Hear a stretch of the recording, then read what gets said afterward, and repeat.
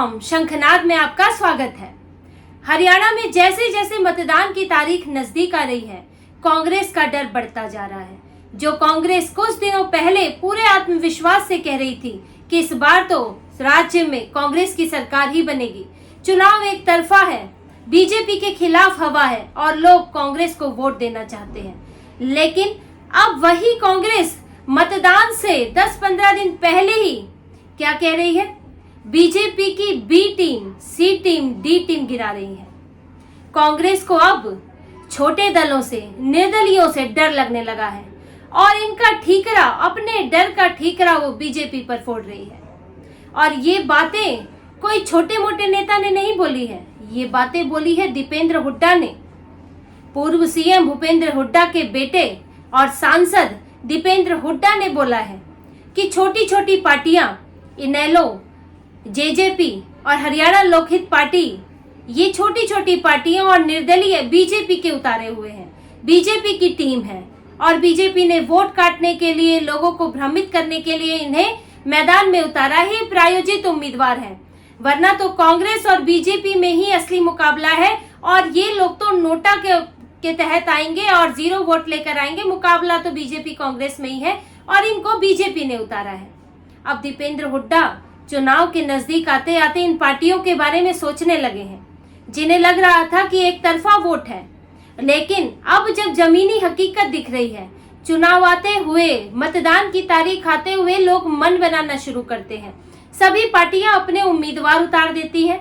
अभी नामांकन खत्म हुआ है, सबने अपने उम्मीदवार उतार दिए हैं। समीकरण और बदल जाते हैं, कहीं सेट हो जाते हैं, अंदाजा लग जाता है कि कहां पर निर्दलीय के पक्ष में जा सकता है, कहां छोटी पार्टी बाजी मार सकती है, कहां किसके वोट कट सकते हैं, इतना अंदाजा लग जाता है। और नामांकन तक कांग्रेस ने भी कोशिश की कि अपने निर्दलियों को तो शांत करा ही ले।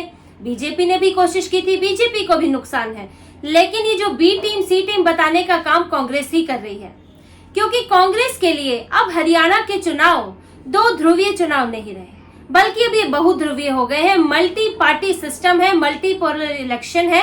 जैसा कि अब जम्मू कश्मीर में भी आप देख रहे हैं, कई पार्टियां लड़ रही हैं और एक पार्टी के खिलाफ लड़ रही हैं, जो या तो सत्ता में है या अलग विचार रखती है। अब हरियाणा में भी यही है कि कोई एक पार्टी नहीं है, कांग्रेस और बीजेपी में से नहीं चुनना है लोगों को कई पार्टियों में से चुनना है। अब कांग्रेस को ये दिक्कत राजस्थान में, हिमाचल प्रदेश में, मध्य प्रदेश में नहीं होती। बीजेपी सत्ता में है तो बीजेपी के खिलाफ जो वोट है वो कांग्रेस को पड़ जाता है, छुटपुट बढ़ जाता है। कांग्रेस सत्ता में है तो कांग्रेस के खिलाफ जो वोट है वो बीजेपी को मिल जाता है। लेकिन यहाँ स्थिति अलग है। अब यहाँ बीजेपी सत्ता में है, कुछ एंटी इनकम्बेंसी भी है, और लेकिन जो बीजेपी के खिलाफ वोट है, जो बीजेपी को वोट नहीं पड़ता आया है, उसको बांटने वाले कई दल हैं, कोई एक नहीं है। बीजेपी जब भी सत्ता में आई है, बीजेपी ने चुनाव लड़ा है, पिछली 2 बार से सत्ता में आई है, तो बीजेपी का एक वोट बैंक है, एक वोट प्रतिशत है, वो लगभग उतना बना रहा है, जो करीब 30 से 35% के बीच रहता है।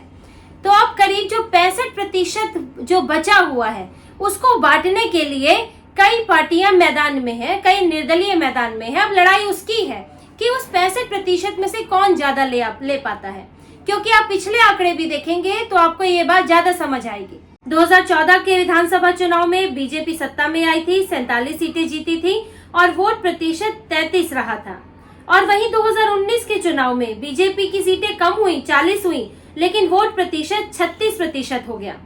और बाकी बचे हुए दल हैं जो विपक्ष में हैं। विपक्ष में कई पार्टियां हैं। तो कांग्रेस को 2014 में वोट प्रतिशत 20 रहा था और 2019 में 28 रहा था।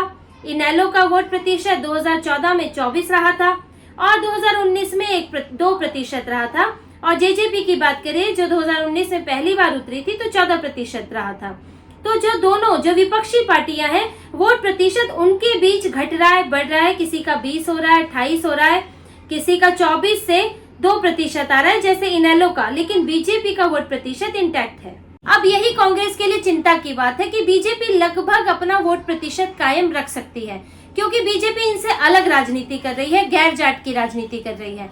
और ये जो सभी दल हैं, जिनमें से अधिकतर जो पुराने दल भी हैं और जो एक खास तरह की राजनीति करते हैं, खास तौर पर जाट समुदाय की राजनीति करते हैं और वही उनका वोट बैंक है, तो उसमें ही इनके सेंध एक दूसरे के वोट बैंक में सेंध लगाते हैं। और कांग्रेस को यही लग रहा है कि जो 65% है जो विपक्ष के लिए बचा हुआ है, या 65-70% भी मान ले विपक्ष के लिए बचा हुआ है, उसमें से कांग्रेस कितना हासिल कर पाएगी, इनेलो कितना ले जाएगी, जेजेपी कितना ले जाएगी, आम आदमी पार्टी भी मैदान में है, सीपीआईएम मैदान में है, हरियाणा लोकहित पार्टी है, बहुजन समाज पार्टी है, अब पहली बार तो उतर रही है आजाद समाज पार्टी है।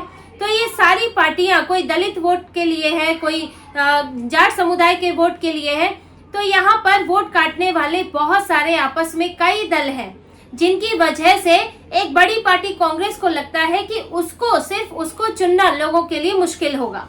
और अगर निर्दलियों की भी बात करें तो करीब 462 निर्दलीय उम्मीदवार है हरियाणा के चुनाव में, 90 सीटों पर 462 उम्मीदवार, जिनमें कांग्रेस के भी हैं, बीजेपी के भी हैं और ऐसे स्वतंत्र भी हैं। अब निर्दलियों से तो बीजेपी को भी खतरा है, क्योंकि उसकी पार्टी में कई लोग बागी होकर निर्दलीय बने हैं, कुछ ने वापस भी नामांकन लिया है, उनको मनाया गया है।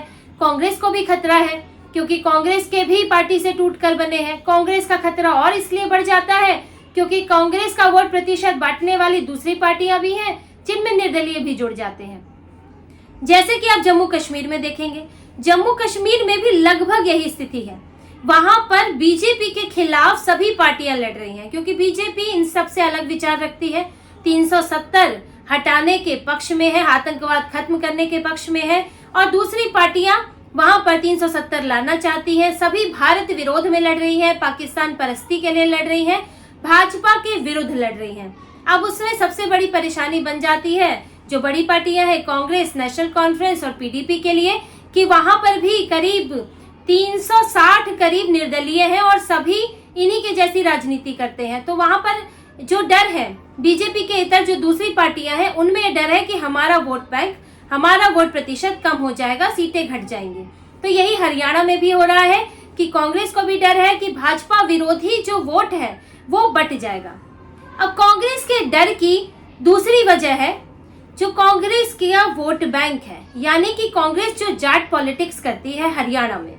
अब हरियाणा में करीब 22 से 25% जाटों की संख्या है।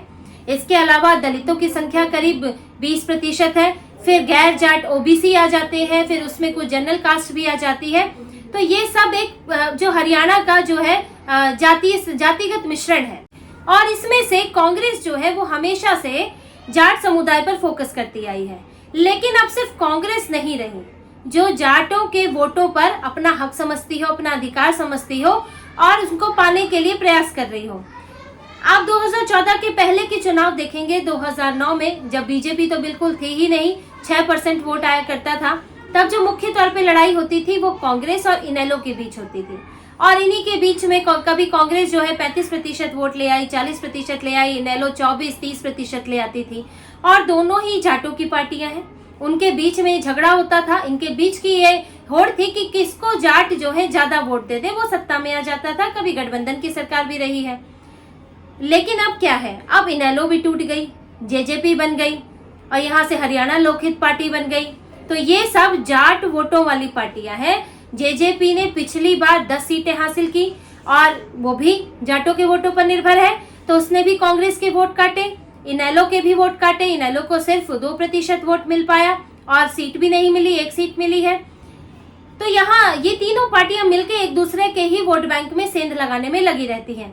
और इसके अलावा आप इनकी सीटों से भी, जो इन्होंने उम्मीदवार खड़े किए हैं, टिकट दिए हैं, उनसे भी इनके जातिगत समीकरण का पता चलता है। कांग्रेस ने 35 जाट उम्मीदवारों को टिकट दिए हैं, ओबीसी 20 है। बीजेपी ने 16 जाट उम्मीदवारों को टिकट दिए हैं, ओबीसी 20 है। इनेलो ने 53 उम्मीदवारों को टिकट दिए हैं। बसपा के 37 उम्मीदवार हैं जो गठबंधन में है। इसी तरह से जेजेपी और आजाद समाज पार्टी ने 48 उम्मीदवारों को टिकट दिए हैं। तो यानी कि मुकाबला कड़ा है। अब इनेलो 53 उम्मीदवारों को देगी तो जाट सीट तो वो कोई नहीं छोड़ेगी, जाट बहुल सीट, और जेजेपी भी जाट बहुल सीट नहीं छोड़ेगी, 48 उम्मीदवार हैं। तो इन्होंने पूरी तैयारी की है जाट वोटों में सेंध लगाने की, और इससे कांग्रेस की परेशानी बढ़ने वाली है। कांग्रेस को हमेशा कांग्रेस के लिए रोक लगाने वाले इनेलो और जेजेपी रहे हैं जब से जेजेपी चुनावी मैदान में उतरी है। और इसके अलावा दलित वोटों पर भी बसपा और आजाद समाज पार्टी अगर कुछ हद तक सीटें ना भी जीते तो कुछ प्रतिशत वोट काट सकती है, क्योंकि जेजेपी के साथ रही है, तो दलित वोटों पर भी सेंध लग सकता है। इसका नुकसान बीजेपी को भी हो सकता है, क्योंकि बीजेपी की भी उस वोट बैंक पर नजर रहती है। लेकिन कांग्रेस, क्योंकि वो ज्यादा नुकसान से जूझ रही है, क्योंकि उसको जाट वोट बैंक में भी नुकसान है और इधर भी होगा, तो उसके लिए मुश्किल होगी। इसीलिए कांग्रेस की परेशानी बने हुए हैं ये दल, इनेलो है, जेजेपी है, लोकहित पार्टी है। तो यहाँ इसीलिए दीपेंद्र हुड्डा को ये याद आ रहा है, अभी परेशानी उनकी जबान पर आने लगी है कि उनको मुश्किल होने वाली है इन छोटे दलों के कारण, जिनको वो बीजेपी को उम्मीदवार कह रहे हैं। जैसे कि जम्मू कश्मीर में भी कहा जा रहा है कि जो निर्दलीय उम्मीदवार है वो बीजेपी के प्लांट किए हुए हैं, बीजेपी प्रायोजित है, बीजेपी इनसे गठबंधन करेगी। तो यही बात ही हरियाणा में भी सेम फॉर्मूला लागू कर रहे हैं कि बीजेपी प्रायोजित है। और फिर भले ही ये कितना ही बोला जाए कि बीजेपी से जाट नाराज हैं, बीजेपी को वोट नहीं दे रहे हैं, माहौल बनाने की कोशिश हो, लेकिन ऐसा नहीं है कि 2014 और 2019 में बीजेपी बिना जाट वोटों के सत्ता में आई हो।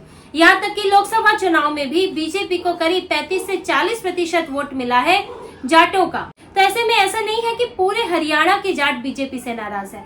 और इसमें कांग्रेस की टेंशन और बढ़ती है कि कुछ वोट जाटों के, जाट समुदाय के बीजेपी ले जाएगी, कुछ वोट इनेलो ले जा सकती है, कुछ जेजेपी ले जा सकती है, आम आदमी पार्टी भी मैदान में है, वोट काट सकती है, क्योंकि वो अधिकतर कांग्रेस का ही वोट काटती रही है। और देखिए, हरियाणा कांग्रेस की परेशानी सिर्फ यही नहीं है। भूपेंद्र हुड्डा, दीपेंद्र हुड्डा, प्रदेश अध्यक्ष उदयभान इस बात से भी परेशान है कि राहुल गांधी आला कमान से कोई सहयोग नहीं मिल रहा है। ये तो दीपेंद्र हुड्डा का मीडिया में दर्द छलका, उन्होंने परेशानी जाहिर की कि किस तरह से बागी जो है परेशान कर रहे हैं, जाट वोट में सेंध लग रही है छोटे दलों से। लेकिन वो मल्लिकार्जुन खड़गे, केसी वेणुगोपाल के सामने ये बात पहले भी कई बार बोल चुके हैं और ये उनकी मांग है कि राहुल गांधी जल्द से जल्द हरियाणा में आए, कुछ माहौल बनाए, कांग्रेस के लिए एकजुटता लाए।